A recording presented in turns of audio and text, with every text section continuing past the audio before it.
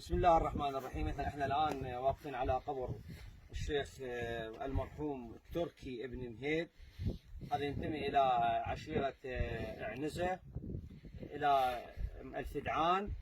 والان احد الضباط العراقيين بعد 2003 قام ببنائه وترميم القبر كونه شخصية عراقية وشخصية تاريخية، وهذا إرث يعود إلى كل العراقيين، وإحنا الآن نفتخر بأجدادنا وأحفادنا وتاريخنا. وهذا كان من شجعان العرب، وهذا الشخصية الوحيد اللي صوت بالعشاء، صوت يعني الجزء بالنسبة لعشيرة عنزة والفدعان وكثير من القبائل تعرف هذه القصة، لكن اكو ناس ما تعرف هذه القصة. شنو من صوت بالعشاء؟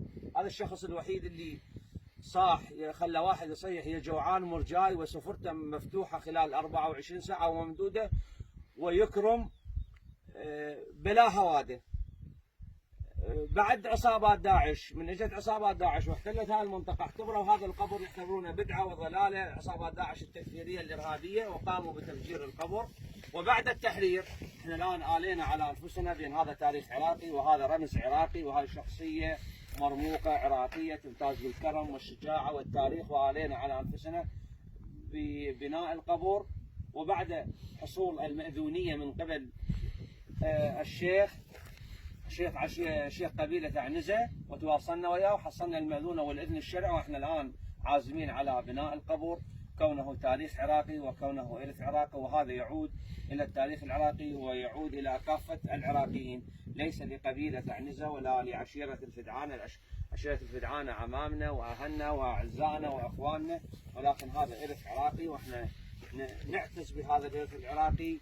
هذا والسلام عليكم ورحمة الله وبركاته. طبعا هو هذا الشيخ تركي ابن جدعان ابن مانع ابن جغثم التركي المهيد. هذا هو تركي الثاني اللي أول من صوت بالعشاء، اللي انذبح سنة 1835 حسب المعلومات اللي عندنا اللي دزوها لنا الفدعان من السعودية ومن الأردن. 1835 بمعركة مع الأرولة. وهذا القبر التصوير خاص بعشيرة الفدعان اللي يطلبوا من عندنا انه نصور ونودي لهم كيفية تفليش القبر. وهذا هو القبر مفلش، وان شاء الله مثل ما قال خوي الحاج ابو منتظر الخيقاني ان شاء الله راح نعيد بناء القبر بقوة الله.